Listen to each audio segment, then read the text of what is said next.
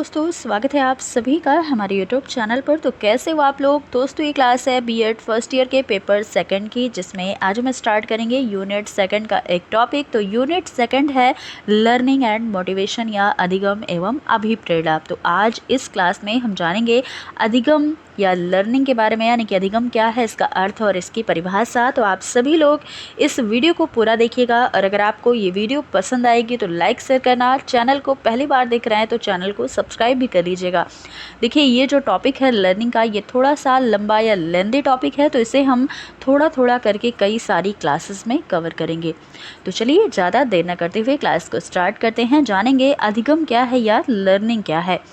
देखिए, अधिगम के बारे में अगर बात की जाए तो एक नवजात शिशु जिसने अभी अभी जन्म लिया हो, वह जन्म के समय वह जो शिशु है वो कैसी अवस्था में रहता है, तो असहाय स्थिति में रहता है।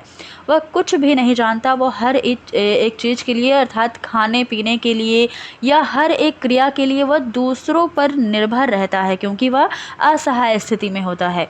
और जैसे जैसे उसकी एज बढ़ती जाती है, वह बड़ा होता जाता है, वह शिशु कई सारी चीज़ों को सीख लेता है, फिर वह किसी पर निर्भर नहीं रहता।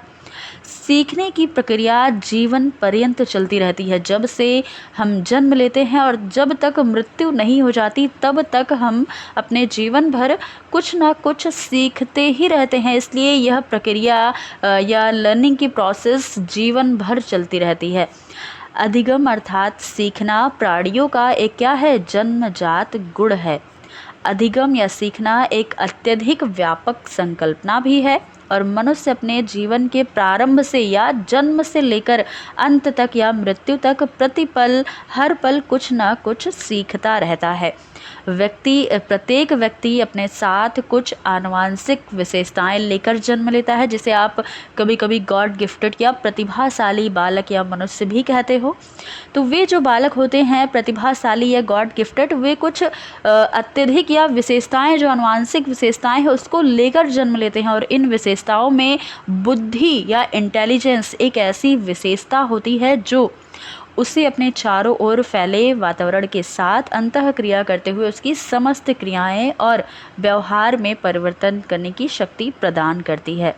वस्तुतः मनुष्य की अपने परिवेश से प्रभावित होकर अपने वंशानुक्रम के गुणों के अनुरूप व्यवहार में परिवर्तन करने की क्रिया ही क्या है, अधिगम है या सीखना है या लर्निंग है। शिक्षा का प्रमुख उद्देश्य क्या है, बालकों को सिखाना और सीखने की ओर अग्रसर करना ही शिक्षा का एक प्रमुख उद्देश्य होता है। अब देखिएगा आगे, अधिगम की अवधारणा क्या है या फिर अधिगम का अर्थ क्या है। तो अधिगम या सीखना किसी स्थिति के प्रति क्या है, सक्रिय प्रतिक्रिया है। एक बालक, जैसे कि एग्जाम्पल यहाँ पर दिया गया है, बड़ा ही सटीक एग्जाम्पल, जिससे आपको बहुत ही आसानी से समझ आ जाएगा कि सीखना क्या होता है या लर्निंग क्या होता है। देखिएगा, तो एक बालक है जो जलती हुई मोमबत्ती की लौ को छूने से जल जाता है, क्योंकि उसने पहली बार ऐसा अनुभव किया है या उसके लिए पहला कटु अनुभव होता है।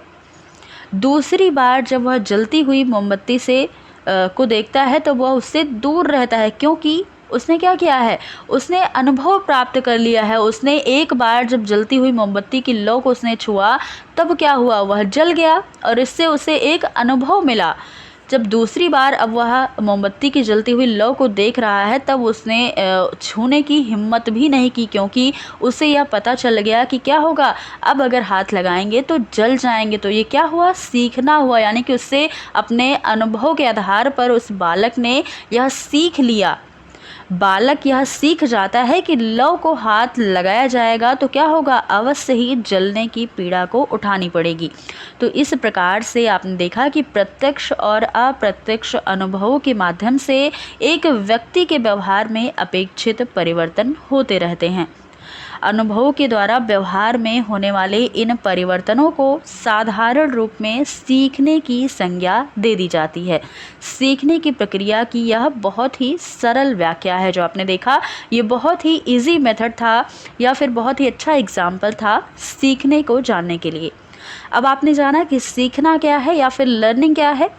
आगे देखिएगा, अधिगम जो है या सीखना पूर्व अनुभव के द्वारा व्यवहार में प्रगतिशील परिवर्तन होता है। जैसे कि आपने एग्जाम्पल ही देखा, इसमें क्या हुआ, बालक ने अनुभव प्राप्त किया और अनुभव से क्या हुआ, व्यवहार में एक प्रगतिशील परिवर्तन हुआ, जिससे बालक ने सीखा कुछ। तो इस आधार पर यह कहा जा सकता है कि अधिगम क्या है, अधिगम ही शिक्षा है या सीखना ही शिक्षा है। अधिगम और शिक्षा एक ही क्रिया की ओर संकेत करते हैं।